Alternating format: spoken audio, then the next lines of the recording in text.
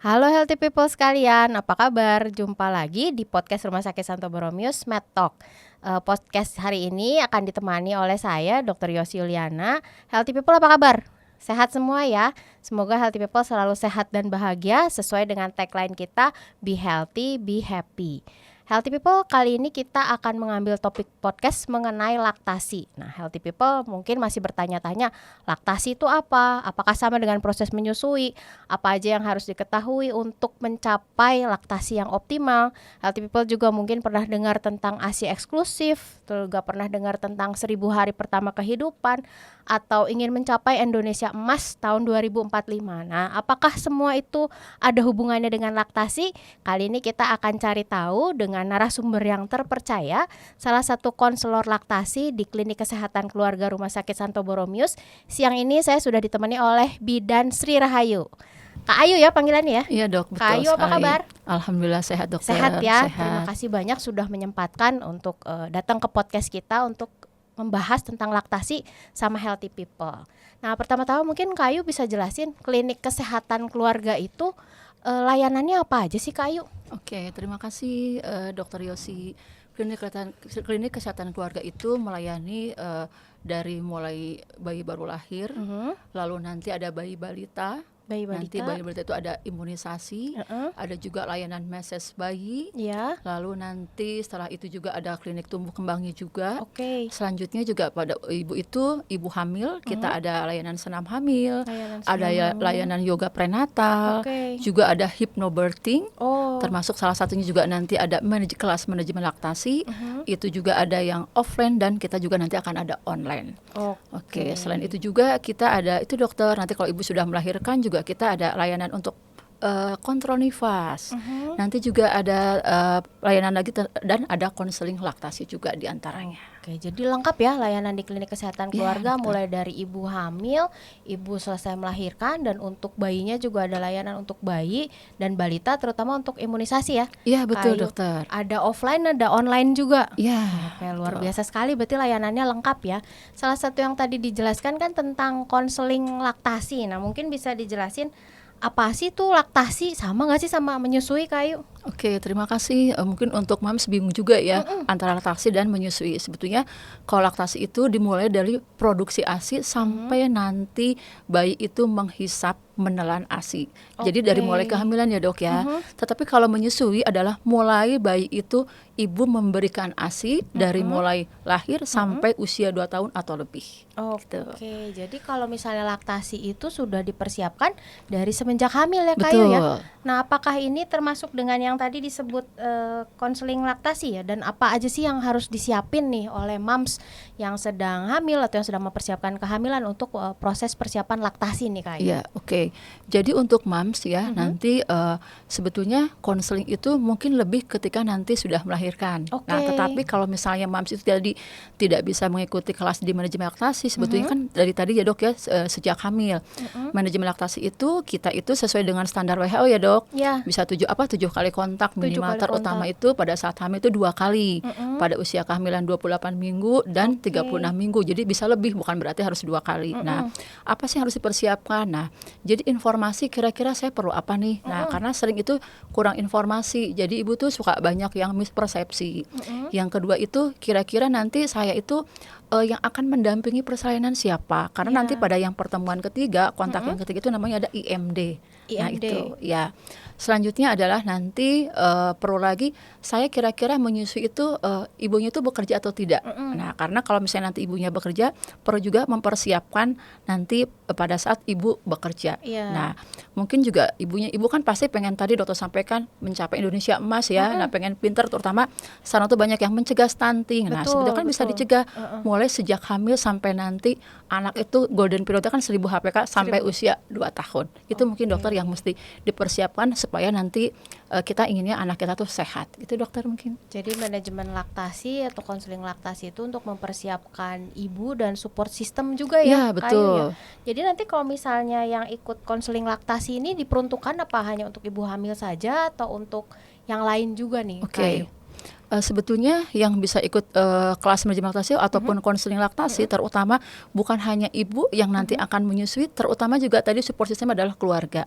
Bisa suami atau misalnya orang tua, atau kira-kira siapa sih yang akan mendampingi ibu selama nanti proses menyusui. Nah itu mungkin supaya nanti tidak mispersepsi ya dok, ibunya sudah hebat nih teredukasi, ternyata support sistemnya itu kurang mendukung, sehingga dengan support sistemnya tadi ikuti kelas manajemen laktasi atau ikut konsul laktasi, keberhasilan menyusui ibu bisa tercapai. Oke, jadi lebih optimal kalau selain ibunya yang teredukasi, tapi support sistem terdekatnya juga memahami tentang pentingnya laktasi ini ya, Kak Ayu ya. Betul dokter. Oke, kalau misalnya dari Kak Ayu sendiri nih, tadi kan disebutkan untuk WHO minimal ada 7 kontaknya itu ya. Dan tadi mungkin boleh diulang pada usia kehamilan berapakah yang mulai melakukan manajemen laktasi atau konseling laktasi? Apakah dari sebelum hamil sudah boleh dilakukan atau pada saat hamil, atau misalnya ada yang telat nih sudah di usia trimester akhir, udah minggu-minggu akhir, apakah masih bisa dilakukan atau gimana nih Kak Ayu? Oke, jadi tadi 7 kontak ulangi lagi mulai bisa dilakukan itu pada usia kehamilan 28 minggu. 28 minggu. Yang kedua pada usia kehamilan 36 minggu. 36 bukan berarti minggu. hanya 2 kali ya dok, bisa lebih ya, itu kan minimal ya. Yang ketiga itu adalah pada saat IMD di ruang bersalin atau di kamar operasi. Kalau ibu itu melahirkan, mams itu melahirkannya secara sesar. Yang keempat itu pada saat dirawat inap, kita ada rawat gabung. Yang kelima dan keenam ketujuh bisa juga pada yang kelimanya pada saat dirawat, kalau masih dirawat inap, atau nanti selebihnya di klinik kesehatan keluarga.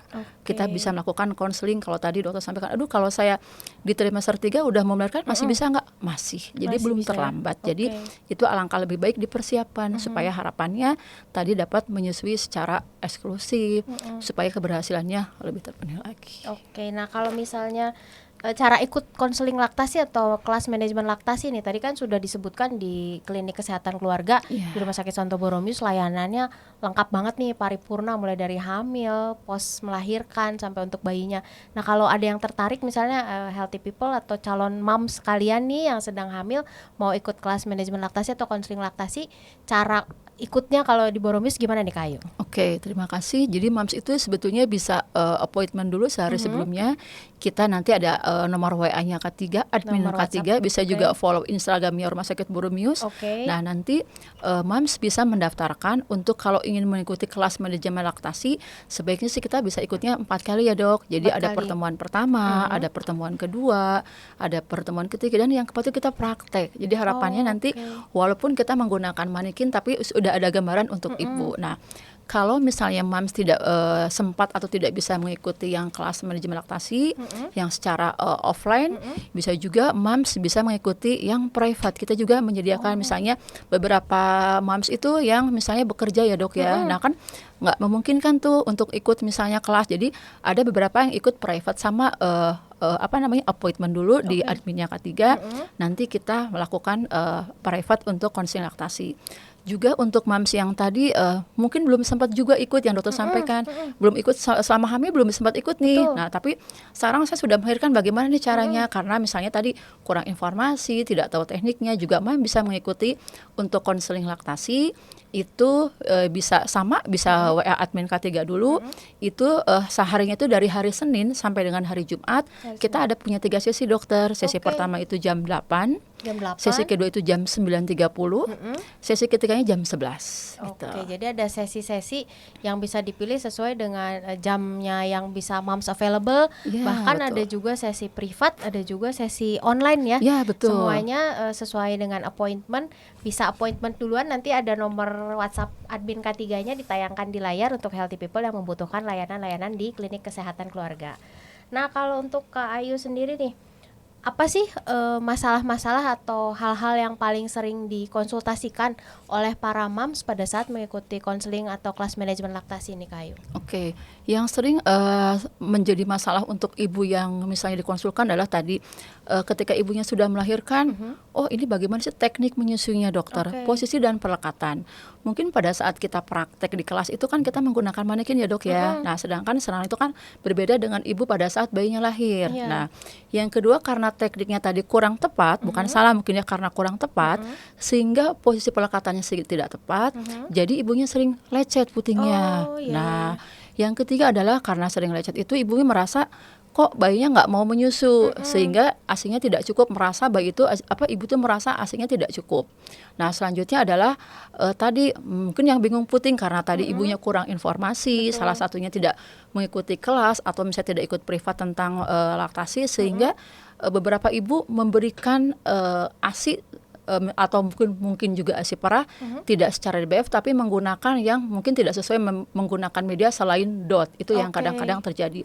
Ada juga yang ibu datang dengan payudaranya tersumbat ya. Contohnya mungkin kalau ibu sering lihat, kita suka lihat misalnya milk blister yang seperti putih-putih itu ya dok, atau yang payudaranya bengkak.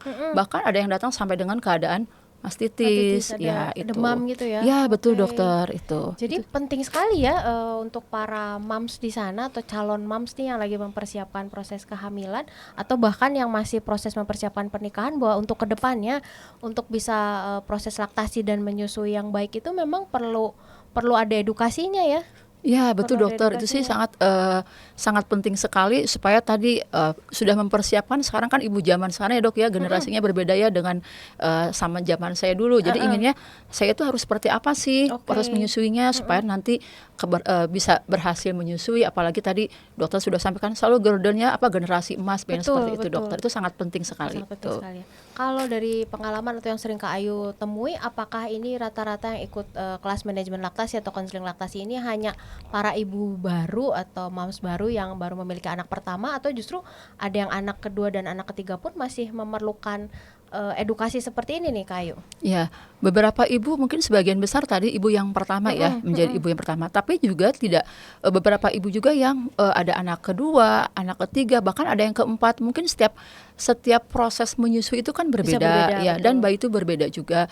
Dan mungkin tadi informasinya yang ibu dapat itu juga berbeda-beda. Jadi sebetulnya tidak hanya ibu yang baru, tapi semua ibu juga mungkin juga masih bisa memerlukan informasi, termasuk keluarganya ya dok. Karena kalau hanya ibunya saja, kalau keluarganya tidak support, tadi dokter sampaikan tidak mendukung juga, mungkin keberhasilannya juga jadi tidak berhasil juga. Oke, nah kalau misalnya konselor laktasi ini apakah hanya ada di klinik kesehatan keluarga, atau misalnya nanti untuk tahap-tahap selanjutnya bisa ditemui juga di ruangan rawat inap pasca nifas, atau gimana nih Kayu? Oke. Kalau sebetulnya kita selain di klinik kesehatan keluarga ada juga di rawat inap. Ada juga. Jadi atau mungkin moms yang pada saat rawat inap ingin memerlukan, walaupun misalnya sudah ikut kelas atau misalnya sudah tahu informasi tapi masih menginginkan untuk konseling juga boleh. Selain tadi untuk konselor yang rawat inap boleh juga menghubungi ke klinik kesehatan keluarga. Masih boleh dokter. Jadi kita bisa melayani untuk konseling untuk di rawat inap juga. Oke, kalau misalnya tadi kan kita membahas tentang laktasi, membahas tentang menyusui, itu pasti ujung-ujungnya adalah para moms ingin bisa memberikan ASI yang baik gitu ya. Kalau misalnya ini kan nggak lepas berarti dari proses ASI eksklusif. Nah mungkin masih ada nih moms yang belum tahu atau lupa lagi nih, sebenarnya ASI eksklusif itu apa sih Kayu? Ya, ASI eksklusif adalah ibu memberikan hanya ASI saja, tanpa memberikan apapun, baik itu misalnya air putih ya dok, kecuali misalnya vitamin atau mineral atau obat sampai bayi usia 6 bulan. Sampai usia 6 bulan ya. Jadi kalau misalnya ada yang dari turun-temurunnya sampai 4 bulan, kalau untuk sekarang ASI eksklusif itu diberikan sampai usia 6 bulan ya? Ya, sampai 6 bulan dokter, karena 100% nutrisi itu terpenuhi dari ASI sampai anak usia 6 bulan gitu. Nah ada tips nggak sih Kayu nih, misalnya moms di rumah yang sedang proses memberikan ASI pada bayi-bayinya, ada tips nggak sih yang praktis-praktis nih, gimana tipsnya supaya ASI bisa lancar misalnya? Oke. Moms sebetulnya mudah sekali ya, jadi kadang-kadang sebetulnya tidak harus misalnya makan yang seperti apa. Sebetulnya moms makannya yang penting gizi seimbang, yang pertama. Yang kedua tadi mendapatkan informasi tentang laktasi, ya, tentang menyusui. Tadi bisa mengikuti misalnya baik di kelas manajemen laktasi atau private juga bisa. Nah, dan kalau misalnya tadi harus menyusui sesering mungkin. Karena semakin moms itu sering menyusui, semakin banyak produksi ASI. Jadi dan juga mesti diingat juga setiap moms itu berbeda. Jangan misalnya indikatornya orang lain ya, misalnya ibu ini teman saya kok sampai ASInya sampai stoknya banyak gitu. Padahal kalau saya tidak, sebetulnya kan kebutuhan bayi itu tergantung dari yang dia hisap juga, tidak sama setiap bayi itu dokter. Itu Itu sih. Jadi jangan dibanding-bandingin, Ya, tapi kalau misalnya betul. memang ada pertanyaan seputar laktasi atau menyusui, lebih baik ditanyakan langsung ke ahlinya, ke Ya, konselor laktasi di betul. Klinik Kesehatan Keluarga Rumah Sakit Santo Borromeus. Ya. Mengenai perjanjian dan lain-lain nanti bisa lewat WhatsApp ya, atau di Instagram Rumah Sakit Santo Borromeus juga Betul. informasi jadwal dan lain-lain itu ada. Nah, ini ciri khas dari podcastnya Medtalk Rumah Sakit Borromeus nih Kak Ayu. Kita biasanya membahas tentang mitos dan fakta. Oke. Ini ya, ibu yang baru melahirkan biasanya ASI-nya tidak cukup jumlahnya untuk bayinya. Mitos atau fakta? Mitos dokter. Mitos. Tadi sudah disampaikan kan sebetulnya ketika bayi itu menghisap dia akan mengeluarkan ASI dan sebetulnya kebutuhan bayi itu akan menyesuaikan. Jadi tadi tidak sama ya antara ibu satu dengan ibu itu berarti mitos. Oke, mitos. Jadi pasti sudah diatur secara Betul. alami, secara hormonal bahwa yang dihisap bayi sesuai dengan jumlah yang dia butuhkan ya Kayu ya. Betul. Oke. Ada mitos fakta lagi nih, menyusui membuat tubuh mams kendur. Benar nggak nih Kayu? Mitos dokter. Mitos. Justru kalau misalnya ibu menyusui itu akan menjadi lebih sehat ya. Oke. Yang pertama apa? Mungkin karena waktu ibu misalnya selama hamil kan terjadi timbunan lemak ya dok ya. Nah ternyata timbunan lemak itu akan diserap, akan dikeluarkan pada saat ibu proses menyusui. Oke. Jadi lama-lama itu menjadi kembali badannya seperti semula. Juga ternyata menurut penelitian tuh dok, dengan ibu itu memproduksi ASI ternyata itu bisa membakar 400 sampai 550 kilokalori per hari. Oke. Bahkan ketika ibu itu menyusui itu bisa 1000 sampai 1500. Jadi seperti kita itu kalau misalnya naik pakai sepeda santai ya dok, itu kira-kira 2 sampai 4 jam. Waduh. Jadi badannya akan kembali sebetulnya. Akan kembali seperti semula. Naik sepeda 2 jam dari Bandung nyampe ke mana? Nyampe ke Sumedang kayaknya. Kayak itu. Jadi manfaat untuk menyusui buat mams itu luar biasa ternyata Luar biasa ya. sekali. Ini nyambung lagi berarti sama mitos fakta yang berikutnya. Menyusui membantu menurunkan berat badan pasca persalinan. Ya betul. Fakta Tadi ya? dok ya fakta. Oke. Betul. Lalu ada juga mitos atau fakta nih, menyusui itu bisa menjadi salah satu KB alami. Itu fakta dokter. Fakta. Ya, karena dengan menyusui itu menghambat namanya proses ovulasi ya. Oke. Jadi tidak namanya bisa juga dengan disebut KB alami atau KB amenorrhoea. Jadi amenorrhoea itu kan tidak menstruasi. Tidak Berarti menstruasi. dia itu kan kalau tidak menstruasi tidak ovulasi berarti. Oke.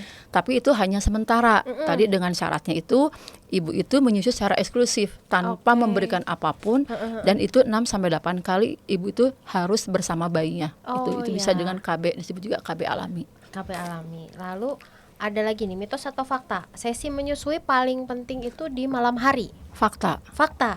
Oke. Betul. Kenapa sih? Karena pada malam hari itu sedang banyaknya diproduksi namanya hormon prolaktin, hormon yang memproduksi ASI. Jadi Oke. ketika ibu menyusui pada malam hari itu akan memperbanyak produksi ASI. Betul. Jadi itu fakta. Itu fakta Betul. ya. Nah, jadi healthy people atau para moms di luar sana menyusui itu luar biasa sekali manfaatnya ya, baik untuk moms atau untuk bayi dan terutama untuk keluarga juga. Ya, Jadi betul. memang untuk proses penyusui atau laktasi ini selain moms yang teredukasi, moms juga harus memiliki support system yang baik. Ya, betul sekali Dokter Yosi. Dan salah satu support system yang disediakan kami di Klinik Kesehatan Keluarga Rumah Sakit Santo Borromeus menyediakan macam-macam layanan kesehatan atau konsultasi untuk para moms di luar sana yang bisa disesuaikan dengan kebutuhan.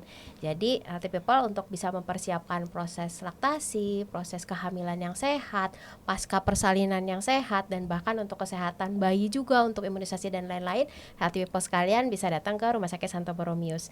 Jangan lupa juga untuk selalu follow akun sosial media Rumah Sakit Santo Borromeus, baik di Instagram @rsborromeus ataupun untuk nonton-nonton nih misalnya seminar-seminar yang sudah dilakukan di Rumah Sakit Santo Borromeus Kak Ayu, atau podcast-podcast seperti ini. Betul. Healthy people bisa lihat di kanal YouTube Rumah Sakit Santo Borromeus di RS Santo Borromeus Official.